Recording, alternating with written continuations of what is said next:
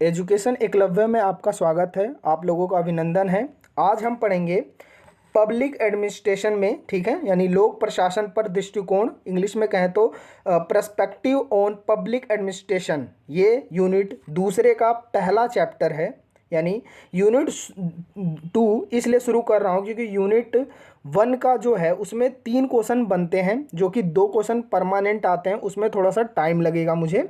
इसलिए मैं आपको पहले यूनिट जो इजी हैं, जो हमेशा पूछे जाते हैं क्वेश्चन, उनको बता दे रहा हूँ, ठीक है। वैज्ञानिक प्रबंध दृष्टिकोण आप देख सकते हैं, ये वैज्ञानिक प्रबंध दृष्टिकोण है इसमें। और इसमें आप देखोगे वैज्ञानिक प्रबंध में, यानी कि औद्योगिक में, इंडस्ट्री में कैसे काम किया जाता है, संगठन जो इंटरनेशनल औद्योगिक संगठन होते हैं, जो औद्योगिक संगठन होते हैं भारत में, उसमें किस तरह के मजदूर काम कर रहे होते हैं, कैसे उन्हें वैज्ञानिक पद्धति द्वारा, साइंटिफिक मैनेजमेंट द्वारा चलाया जा रहा होता है, उस सब बातों पे हम बात करेंगे। कैसे मतलब मजदूरों को संगठित करके, शिक्षित करके कैसे कैसे आगे नियम कानून बना के काम कराया जा सकता है, ये उसको व्याख्यान करता है वैज्ञानिक प्रबंध दृष्टिकोण। F.W. टेलर इसके प्रतिपादक रहे हैं, यानी वैज्ञानिक रहे हैं, जन्मदाता एक तरीके से आप कह सकते हो, ठीक है। ये यूनिट 2 का पहला चैप्टर है, वैज्ञानिक प्रबंध दृष्टिकोण। इसमें एक ही क्वेश्चन बनता है, यही सीधा पूछता है F.W. टेलर, फ्रेडरिक टेलर का आप ऐसा करें, वैज्ञानिक दृष्टिकोण बताएं, ठीक है, या तो उसका योगदान बताएं पब्लिक एडमिनिस्ट्रेशन में। तो योगदान यही है, उन्होंने एक ही सिद्धांत दिया है, वैज्ञानिक प्रबंध दृष्टिकोण, ठीक है।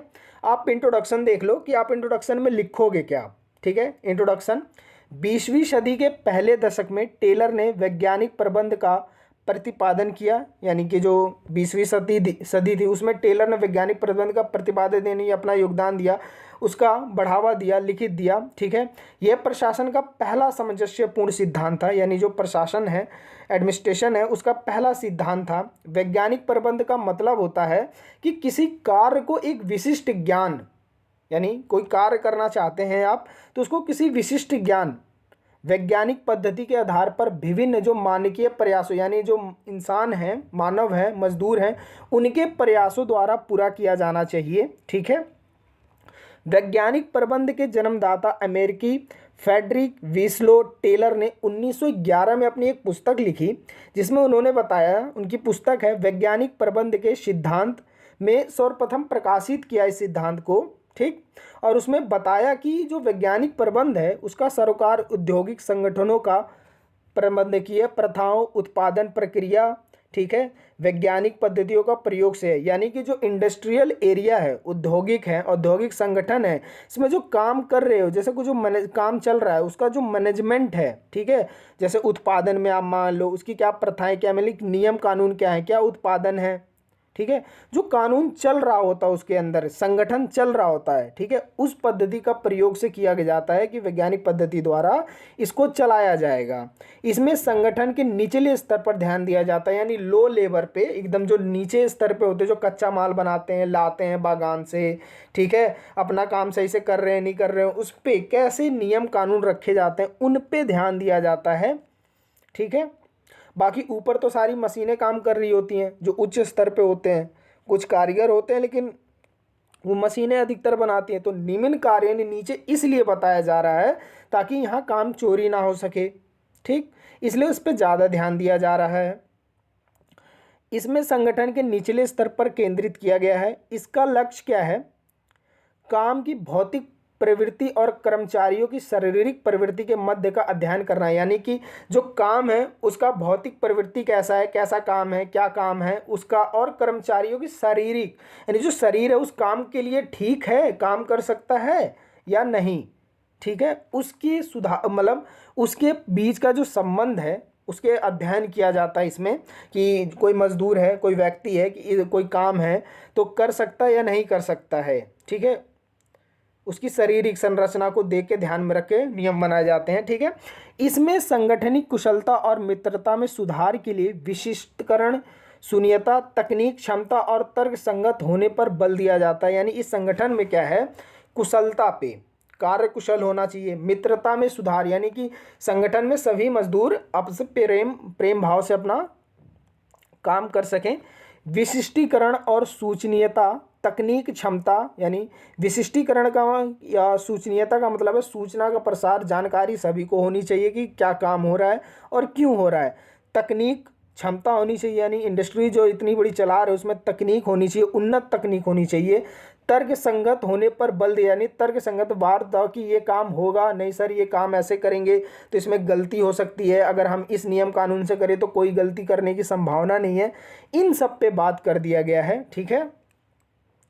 उसके बाद औद्योगिक संगठनों में अपने प्रयासों के दौरान टेलर का सामना काम चोरी की परिघटना से हुआ। यानी जो टेलर आते हैं इंडस्ट्री में वो देखते हैं कि जो वर्कर हैं वो काम चोरी कर रहे हैं, जो नीचे के निम्न वर्कर हैं वो काम चोरी, उनका सामना ही होता है काम चोरी काम। अब आजकल के जो मजदूर हैं क्या करते हैं, काम चोरी करेंगे ही, काम नहीं करते ध्यान से, तो प्रॉफिट कहाँ से होगा इंडस्ट्रियल एरिया को, औद्योगिक संगठनों को कहाँ से प्रॉफिट होगा, तो उसी का अध्ययन कर रहे हैं टेलर, ठीक है। औद्योगिक संगठनों के अपने प्रयासों के दौरान टेलर का सामना काम चोरी के परिघटना से हुआ जिसमें मजदूर की प्रवृत्ति उत्पन्न को बाधित करने की होती है। यानी जो मजदूर है उसकी जो प्रवृत्ति है उसमें काम कम करने की बाधित कर देते कि मैं काम नहीं कर रहा यार, अभी कर लूँगा, थोड़ी देर में कर लूँगा, ऐसी सोच रखते हैं। उन्होंने इस परिघटना को दो भागों में विभक्त किया। यानी उन्होंने देखा कि काम जो इंडस्ट्रियल एरिया यानी औद्योगिक संगठन में चल रहा है उसको दो भागों में बांट दिया। और उसके बाद क्या उन्होंने देखा, स्वाभाविक काम चोरी और व्यक्तिगत काम चोरी। इन दो भागों में बांटने के बाद उन्होंने देखा कि पहली काम चोरी कैसे हो रही है, यानी स्वाभाविक काम चोरी कैसे हो रही है। पहली काम चोरी व्यक्तिगत कारणों जैसे आराम से काम करने, ज़्यादा परिश्रम ना करने व इसी प्रकार की आदतों का नतीजा। यानी कि यार मैं नहीं कर रहा काम, बाद में कर लूँगा, अरे 5 मिनट लगेगा सारा काम करो, लेकिन बाद में क्या पता चलता है कि 5 मिनट में तो काम होना ही नहीं है। और ज़्यादा प्रसरित, अरे आराम से करेंगे यार तू बैठना, ऐसे उसमें लैंग्वेज का इस्तेमाल करते हैं कि बाद में काम कर लेंगे, अभी आराम करते हैं, काम के समय में काम वो आराम कर रहे होते हैं, काम नहीं कर रहे होते हैं। ये पहली। और दूसरी क्या है, दूसरी काम चोरी काम कैसे नहीं चोरी कर रहे हैं, संगठनिक और सामाजिक कारणों का परिणाम। यानी संगठनिक मतलब एक मजदूरों का संगठन बना लेते हैं, भड़का देंगे, आंदोलन देखते हो ना मजदूर की तनख्वाह बढ़ाओ हमारी, ये करो, ठीक है ना। सामाजिक कारणों कोई दे देंगे, सर जी हमारे यहाँ दंगा फसाद हो रहा है, हम काम पे नहीं आ पाएंगे, लेकिन होता नहीं है ऐसा, ठीक है। बहुत से कारण में ये बता देंगे कि भाई मजदूर हमारी वो मतलब हमारी मांगे पूरी करो वाला संगठन बना लेंगे मजदूर, वो काम नहीं करना चाहेंगे कि जानबूझ के, तो क्योंकि तनख्वाह तो आ ही रही है, ठीक है। उसके बाद हम आगे देखेंगे। अब इन सब से निपटने के लिए उन्होंने क्या किया,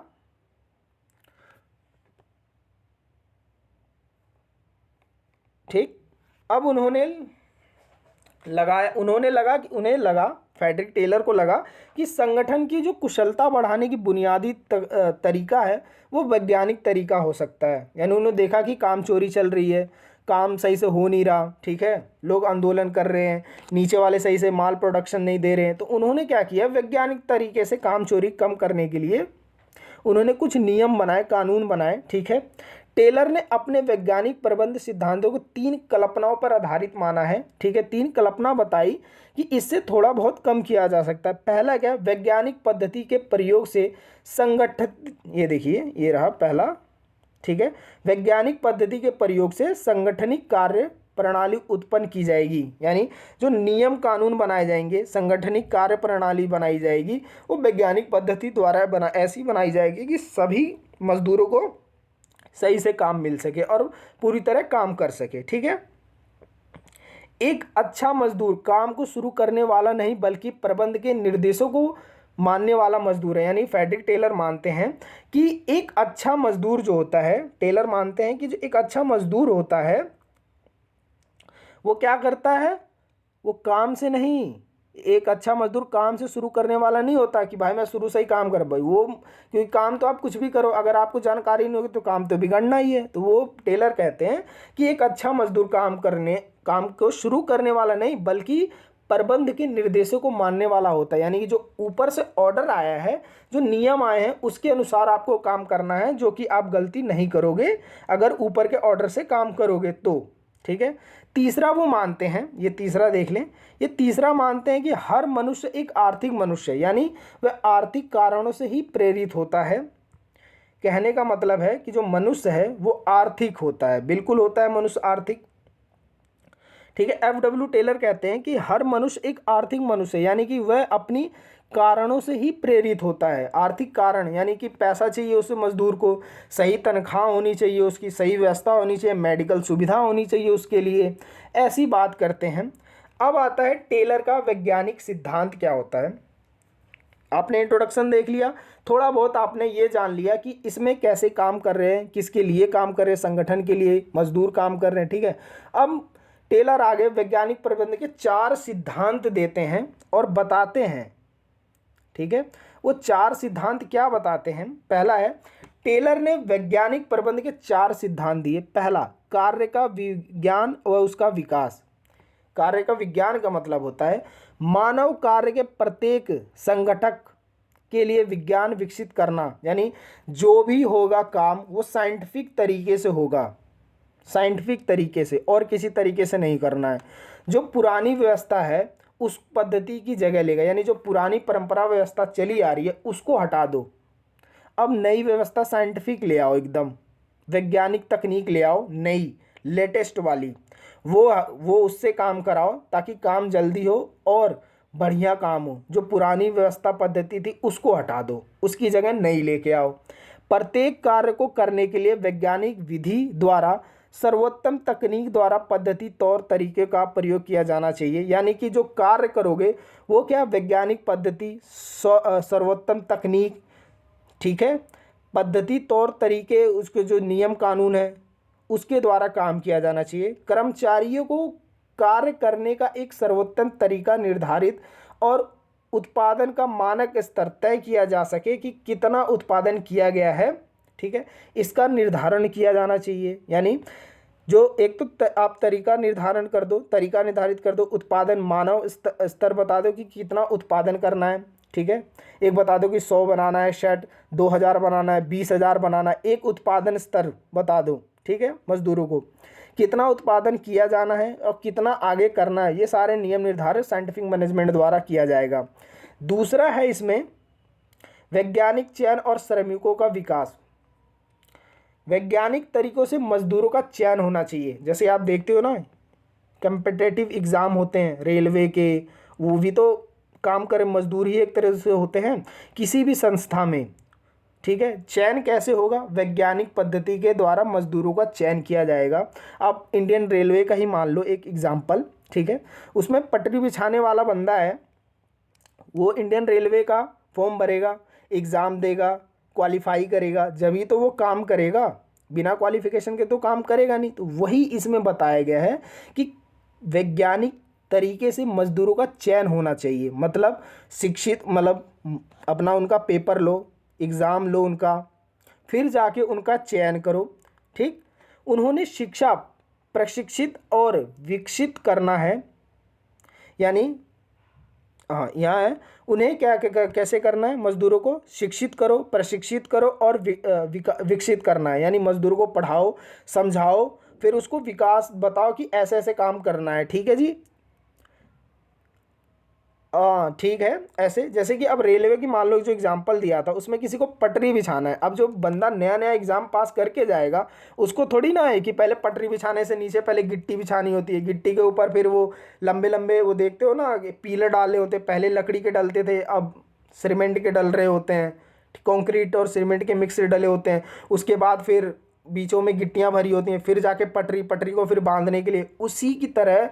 ठीक है, एक नया बंदा जाएगा तो वो नया स्टूडेंट पास करके जाएगा रेलवे में, तो वो ऐसे पहले तो उसको पता नहीं होगा ना कि पटरी कैसे बिछाते हैं। उसमें यही बात बताई गई है। फ्रेडरिक टेलर कहते हैं कि पहले मजदूर को क्या करो, शिक्षित करो, उस काम के बारे में बताओ, सिखाओ, उसे प्रशिक्षित करो, उसको विकसित करो, उसके बारे में हर पूर्ण जानकारी दो, तब जाके उसको काम करवाओ ताकि वो काम सही कर सके। ठीक है, कर्मचारियों का चयन निरीक्षण रूप से कार्य संस्कृति के विकास में वैज्ञानिक दृष्टिकोण से होना चाहिए। वही ऊपर वाली बात कि भाई जो कर्मचारियों का होगा वो एक इंटरव्यू ले लो, आप एजुकेशन देख लो, उसका परीक्षा ले लो, वैज्ञानिक पद्धति द्वारा चयन करो। ठीक है। अब ये ऐसा क्यों किया जा रहा है कि पहले ज़माने के क्या जो मज़दूर थे ना, जो पहले, वो खुद अपने काम का चयन कर लेते थे, जहाँ तक हो सके खुद प्रशिक्षित होते थे, तो पहले तो चल जाता था। लेकिन अब जैसे जैसे जनसंख्या बढ़ रही है तो मांग भी अधिकतर बढ़ेगी, डिमांड अधिकतर होगी, तो सामान को बनाने के लिए पुरानी पद्धति को हटाना पड़ेगा। उसके लिए इंडस्ट्रियल एरिया में मशीनें लगानी, उस मशीनें चलाने के लिए फिर लोगों को शिक्षित भी करना पड़ेगा। तो वही कह रहे हैं, ठीक है। अब वो कह रहे हैं कि प्रत्येक मजदूर, ठीक है, वैज्ञानिक दृष्टिकोण होना आवश्यक है। प्रत्येक मजदूर, प्रत्येक लिख गया, वो प्रत्येक होगा, मजदूर चाहे वो महिला हो या पुरुष हो, उसकी स्वयं की क्षमता होती है। यानी कोई मजदूर है, चाहे वो महिला मजदूर हो, ठीक है, या तो पुरुष मजदूर हो, उसकी स्वयं की क्षमता होती है, बुद्धि होती है, ठीक है ना। इसमें व्यवस्थित प्रशिक्षण का होना आवश्यक है, यानी कि थोड़ा समझ होनी चाहिए, पढ़ा लिखा होना चाहिए, ठीक है, कार्य करने के लिए कुशल होना चाहिए, ठीक। तीसरा है कार्य विज्ञान का संयोजन, श्रमिकों को वैज्ञानिक चयन, ठीक है, ये ऊपर वाला ही बस एक्सप्लेन कर रखा है इन्होंने, ठीक। लक्ष्य के लिए विकसित वैज्ञानिक सिद्धांतों के अनुसार काम हो रहा है, यानी सुनिश्चित करने के लिए प्रबंध मजदूरों को पूरी तरह सहयोग करे। यानी जो मजदूर है, प्रबंध है, वो मजदूरों को सहयोग करे, बताए कि भाई आप आए हो सिलेक्ट होके, बहुत बढ़िया, मुबारक हो आपको, लेकिन अब ये जो काम है इस नियम कानून द्वारा होगा, आपका चयन हुआ है, आपको ये इतना चीज़ें बनानी है, ये चीज़ें बिछानी है, ये चीज़ें करनी है, ठीक है। ऐसे ही सारी चीज़ें संगठन बताएगा उसको, तब जाके काम लेगा, ठीक है, वो भी वैज्ञानिक पद्धति द्वारा। अब आता है श्रमिकों, चौथा ये लास्ट है, श्रमिक एक प्रबंध उत्तरदायित्वों का बंटवारा। यानी जो श्रमिक और प्रबंध है उसके उत्तरदायित्वों का क्या बंटवारा है। प्रबंध और मजदूरों के बीच कामगारों का समान बंटवारा जरूरी है। और बंटवारा कैसा जरूरी, प्रबंध हर वह काम ले जिसके लिए वह पूरी तरह उपयुक्त हो। यानी पहले सारे कामों और जिम्मेदारियों का हिस्सा मजदूरों पर लाद दिया जाता था। इसमें आप देखो, श्रमिक और जो प्रबंध होते हैं, यानी जो मजदूर हैं, श्रमिक हैं, जो प्रबंध, जो मालिक है, जो मैनेजमेंट चला रहा है, ठीक है, उसके बीच में अगर कोई काम आता है, मतलब कोई काम आया है, तो क्या करेगा, वो काम का जो उसका उत्तरदायित्व होगा, यानी ये काम कैसे होगा, कितने का टेंडर है, कैसे होगा, कितने लोग लगेंगे, मतलब कैसे कैसे काम किया जाएगा, किन मशीनों का प्रयोग किया जाएगा, क्या उन्नति रखी जाएगी, इन सभी का कौन अपनी जिम्मेदारी लेगा, प्रबंध, ठीक है। अब इन सारी चीज़ों का करा कैसे जाएगा, मतलब मजदूरी कौन करे, तो मजदूरों का ही। तो कितने मजदूर चाहिए भाई, इतने 100 मजदूर चाहिए, तो 100 मजदूरों के लिए कौन भेजेगा, प्रबंध बोलेगा मजदूर भाई 100 लोग आप इधर आ जाओ और ये काम करना है जी, इतने का टेंडर है, ठीक। उसके बाद क्या है, मजदूर अपना काम करेंगे, तो अपना अपना उत्तरदायित्व ले लो, यानी अपना अपना काम ले लो। जो प्रबंध का काम है वो प्रबंध काम करेगा, जो मजदूर का काम है प्रबंध बताएगा कि भाई मजदूर आदमी इधर आ, तुझे ये करना है, ठीक, तो अपना काम चालू करेगा। अब पहले सारे कामों में जिम्मेदारी क्या होती थी, प्रबंध तो कुछ करता नहीं था, वो बोल के चला जाता हाँ जी ये काम आया और कर लो, ठीक है। मजदूर, अब मजदूरों को सब सामने से ही नहीं पता कि भाई ये कैसे काम होगा। अब कोई नया बंदा किसी फील्ड में जाता है, उसको काम पता ही नहीं होगा कि मशीन कैसे चल रही है, इसको चलाना कैसे है, कब काम कैसे करना है, ठीक है। पहले अटेंडेंस आप देख लो, रजिस्टर पे लगता था, अब आगे हैं क्या है, आप कहीं काम करने जाओगे तो फिंगरप्रिंट आ गया है। अब एक मजदूर जब जा रहा है, उसको जब नहीं वो ज़्यादा पढ़ा लिखा है या नहीं कर पा रहा है, तो वो जाएगा तो रजिस्टर खोजेगा ना, सर अटेंडेंस कहाँ लग रही है, ठीक है। पहले तो यही होता था, लेकिन जब उसको प्रबंध बताएगा कि भाई आपकी अटेंडेंस रजिस्टर में नहीं बायोमेट्रिक से लगेगी, तो उसको ध्यान में रहेगा कि हाँ मुझे जाना है, अटेंडेंस बायोमेट्रिक से लगवा देनी है, ठीक है। सारे काम तो ला देगा नहीं। अब प्रबंध अगर बता देगा कि भाई ये शर्ट बनानी है, आपको शर्ट बनानी है, पैंट बनानी है, और भी कोई काम सामान बनाना है, और ऐसे ऐसे नियम कानून से बनाने हैं, ठीक है, ऐसे बनेगा, इस मशीन पे बनेगा, ठीक है, तो मजदूर एकदम खुश और काम बढ़िया करके देगा, ठीक है। अब आगे चलते हैं।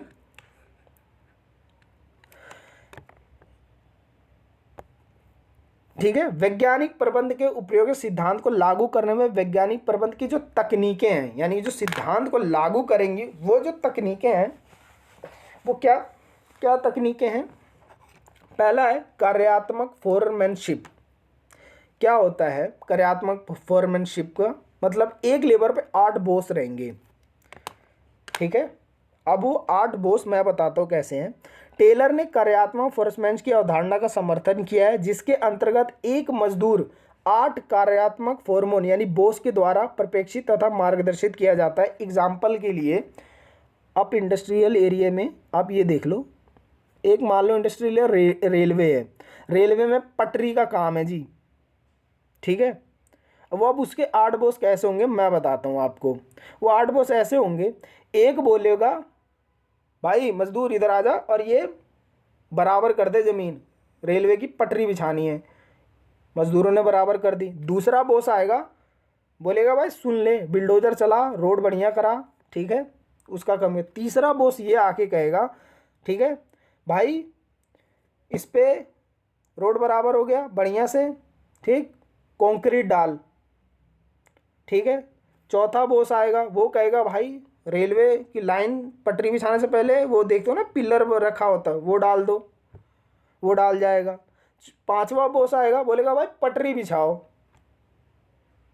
बिल्डोजर ले आओ, क्रेन ले आओ, पटरी को लाइन से बिछाओ इसके ऊपर, अब वो बिछाएगा। छठा आएगा तो वो कहेगा कि भाई सुन मजदूर भाई ऐसा करो, ये कर लो आप, क्या पटरियों को जोड़ो।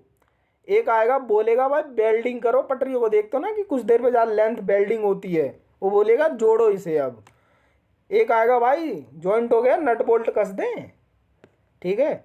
उसके बाद एक और आएगा, बोलेगा भाई अब मैं ये पटरियाँ जहाँ तक बिछी है वो छोटी सी, देखते हो ना एक गाड़ी चल रही होती है पटरी पे, 4 पहियों की छोटी सी होती है, वो भाई लेंथ नापेगा कि कहीं पास में पटरी चिपका दिया और कहीं दूर फैला दी है तो पटरी रेल से उतर जाए, निरीक्षण करेगा। तो ऐसे ऐसे ही 8 बॉस हो जाते हैं हर इंडस्ट्रियल एरिया में कर्मचारियों के ऊपर, ठीक। गति का अध्ययन, अगला है गति का अध्ययन। यह कार्य पद्धति के मानसिकीकरण की एक तकनीक है जिसमें कि कार्य विशेष में समाहित सभी गतियों का अवलोकन, फिर गतियों के सर्वश्रेष्ठ समुचित और निर्धारित शामिल है। मतलब गति का अध्ययन का मतलब होता है कि कितनी स्पीड से काम हो रहा है। मान लो कोई काम आया है, गवर्नमेंट कहती है कि भाई ये काम है बता दो कितने समय में कर दोगे, मतलब एक वो दे ठीका दे देती है टेंडर निकाल के कि भाई 10 करोड़ का वो है, 20 करोड़ का है, मुझे पटरी बिछानी है या मुझे शर्ट बनाना है या मुझे कपड़ा कुछ बनाना है, कुछ सामान बनाना है, आप बताओ को मैं 2 महीने का टाइम दे देता हूँ। तो ठेकेदार क्या करेगा ना, बोले 2 महीने का मेरे को सामने से मिला है, मैं अगर इसे 1 महीने में बना दूँ तो कैसा रहेगा, कितनी स्पीड से काम करवाऊँ। तो उसका ध्यान करेगा और अपनी स्पीड निकालेगा और बताएगा कि भाई इतनी स्पीड से काम करेगा तो इतने दिन में काम हो जाएगा। वही चीज़ तीसरा समय का अध्ययन, कितने समय में काम हो जाना चाहिए, कितना प्रॉफिट हो जाएगा वो देखता है, ठीक है। ये काम खत्म करने के मानक समय का निर्धारित करने के लिए प्रयुक्त किया जाए कि कितने समय में काम खत्म कर दिया जाएगा। अगर सामने से 2 महीने का टाइम मिला है तो मैं कितनी स्पीड से चलूँ कि 1 महीने में काम हो जाए और मेरे को काफ़ी प्रॉफिट हो जाएगा, ठीक है। इसका अध्ययन अपवाद सिद्धांत, अपवाद सिद्धांत के अनुसार हर दिन के काम का निर्धारित करेगा कौन, प्रबंध। निर्धारित लक्ष्य की प्राप्ति प्रस्तुत पुरस्कार और असफलता पर दंड होगा। यानी अपवाद का मतलब होता है, अपवाद सिद्धांत का मतलब है इसमें कि हर दिन मजदूरों को बता दिया जाएगा कि भाई ये काम करना है आपको, इतना दिन निर्धारित कर दिया जाएगा, इतने दूर तक, या 1000 शेड बना देनी है तेरे को एक दिन में, ठीक है। हर दिन का लक्ष्य बता दिया जाएगा। अगर अच्छा काम करता है मजदूर, ठीक है, तो उसको भाई पुरस्कार मिलेगा। और काम चोरी करता है, असफल हो जाता है, काम में मन नहीं लग रहा, तो भाई दंड होगा उसके लिए। अब वैज्ञानिक प्रबंध की आलोचना क्या कहती है? यह सिद्धांत केवल निम्न स्तर पर बल देता है, बिल्कुल सही, निम्न स्तर, उच्च स्तर वालों को उनकी आलोचना करता है। कैसे कि निम्न स्तर को इतने सारे नियम कानून संगठन चला रहे, ऊपर वाले बेचारे क्या करें हैं, उनको लिए भी तो कुछ होने चाहिए, वो बैठे रहते हैं। दूसरा है ये मजदूरों को यंत्र मानता है और उसे उतना ही कुशल बनाता है जितना कि वह यंत्र है, यानी कि सामने मशीन की तरह काम कर रहा हो बेचारो। वैज्ञानिक प्रबंध श्रमिकों को औद्योगिक रोबोट मानता है, बिल्कुल इंडस्ट्रियल एरिया की रोबोट मानता है कि भाई रोबोट की तरह काम करते रहो करते रहो करते रहो, मुझे लाभ होता रहे। मशीनीकरण को बढ़ावा देता है, बिल्कुल ठीक। अब निष्कर्ष के आप ये देख सकते हैं। प्लीज़ अगर वीडियो को अच्छा लगे तो चैनल को सब्सक्राइब, वीडियो को लाइक करें। आप निष्कर्ष देख लें। वास्तव में वैज्ञानिक प्रबंध का उद्देश्य कर्मचारियों तथा प्रबंध दोनों के लिए है। अधिकतम बढ़ोतरी प्राप्त करना है, नियोजन को अधिकतम लाभ पहुंचाने को कार्य है और कर्मचारियों को अधिक वेतन, अच्छे कार्य तथा दशा, मानसिक संतोष को लाभ देना है, ठीक है। यानी लाभ कमाना निष्कर्ष लिख सकते हो। कर्मचारी को काम सिखाना, अच्छे वेतन, अच्छी सुविधा, मानसिक संतोष यानी एजुकेटेड करना है, फील्ड में काम सिखा के बढ़िया ताकि काम कर सकें, इत्यादि आप निष्कर्ष में देख सकते। वीडियो देखने के लिए धन्यवाद। हाँ, अब इसके बाद अगला भी आएगा दूसरा पार्ट यूनिट 2 का, लेकिन भाई यूनिट पहले का ना थोड़ा टाइम लगेगा। वीडियो देखने के लिए धन्यवाद। अगली यूनिट इंतजार